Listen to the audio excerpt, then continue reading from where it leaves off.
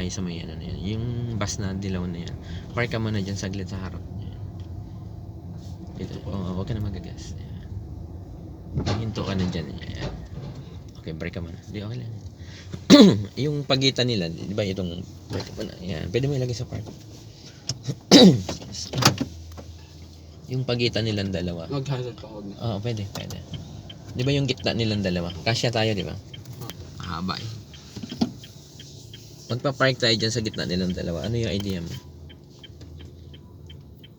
Pag ganun. Paharap. Pag paharap kasi, matatagal lang kang idiretso yung katawan. Ang gagawin mo ngayon, tatabihan mo yung traktora yan eh. Tabi ka dun, punta ka dun sa tabi niya. Ang layo mo sa kanya mga isang dangkal. Tatapatan ko muna. Oo, pupunta ka dun sa tabi niya. Dito sa gilid. Dun sa gilid niya. Okay. Sa tabi ng gulong niyang malaki na yan.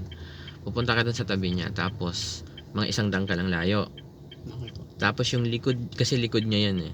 Likod niya at likod natin dapat pantay. So dikit lang mga isang dangkal. Tapos ang pasok mo pa ganun, paatras. Pag ganun po. Isang atras lang yung mga pasok tayo dyan. Okay, try mo ngayon. Punta ka doon sa tabi niya. Mga isang dangkal lang layo.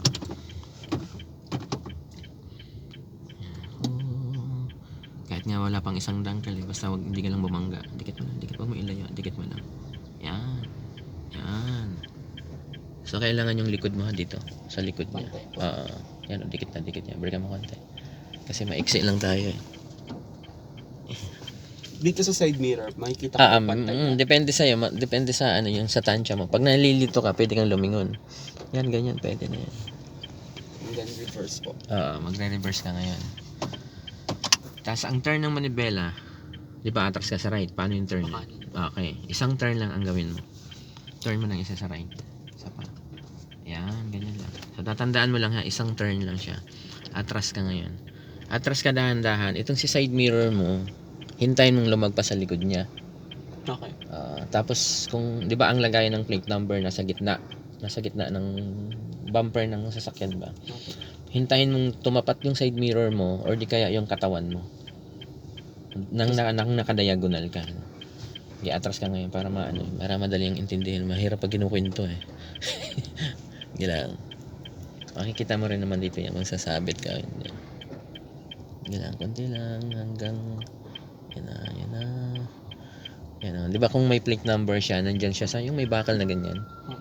Pag alin man ang tumapat side mirror mo or yung katawan mo. Sige lang. Nagwa-warning lang yan. Okay. Yan, break. So ang anuin ko yung gitna po. Yung gitna yan. Pag pwedeng ganyan, di ba nakatapat yung katawan mo sa kanya. Nang nakadiagonal tayo. Nakatapat ka. Pwede mo nang ibalik yan. Ibabalik ko na po. Full turn ang balik. From one turn right, full turn to the left. Full turn mo. Okay, sagad. Yan, konti pang turn yan. Yan. Tapos ngayon, pag atras mo, titingnan mo naman dito yung gutter. Nakikita mo ba yung gutter? Okay. Hanggat nakikita mo yung gutter, ibig sabihin hindi natin tatamaan yan. Tapos yung bumper mo na yun, huwag mong alalahanin yan. Kasi yung bumper mo na yun, hindi yan sasabit sa kanya. Okay, atras ka ngayon. Tingnan mo yung gutter. Hindi ko na po kita. Konti pa naman. Pwede bang ibaba yung side mirror pag hindi mo kita? Ayun, lumalabas yan. Yan, tapos tingnan mo, unti-unti ka na dumidiretso. Nakadiretso na po. Tingnan mo yung position mo dun sa traktora. Pakiramdam mo. Diretso na ba? Hindi pa? Okay. Parang diretso. Diretso na siya. Diretso mo na yung manibela. 1, 2, 3 na yun. Balik mo na isa. Okay. Para maramdaman mo kung diretso siya, atras ka konti. Ayun. Okay po. Malayo naman yung bus sa likod. Baka magtampo yung bus, umusog bigla eh.